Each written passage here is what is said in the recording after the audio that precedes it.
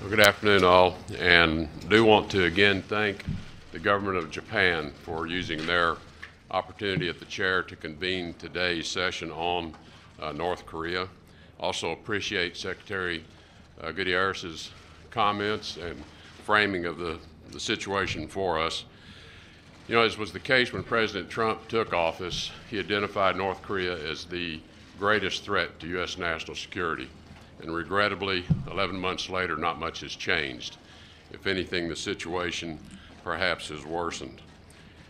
I think in the wake, in particular, of the most recent North Korean missile test, a very dangerous test, one which was noted by others, actually, was a real threat to civil aviation security, but again demonstrates the total disregard North Korea has, not just for the United States view on this, but for the view of the entire international community.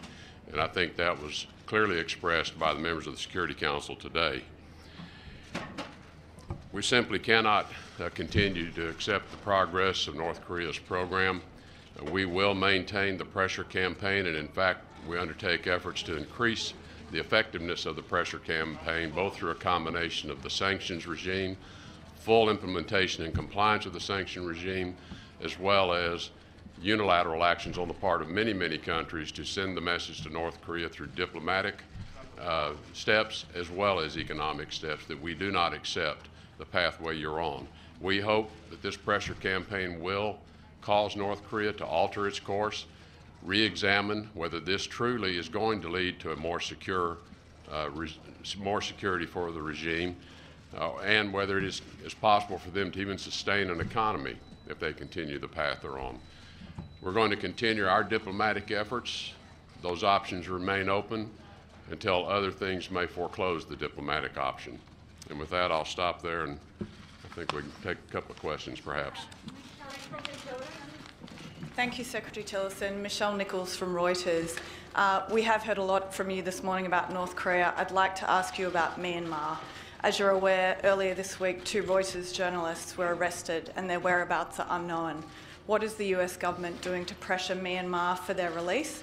And is the US considering further sanctions on Myanmar over human rights abuses? Well, our local representatives at the mission in Myanmar, at the embassy, are expressing our concerns over the detention of individuals, demanding their immediate release or information as to the circumstances around their disappearance.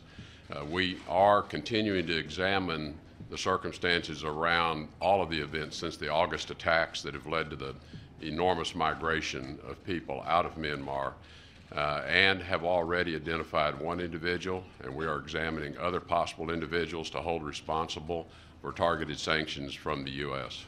How important is a free press in Myanmar? How important is a free press in Myanmar? Well, a free press is vital to Myanmar's transition and becoming a viable democracy, and we want Myanmar's democracy to succeed.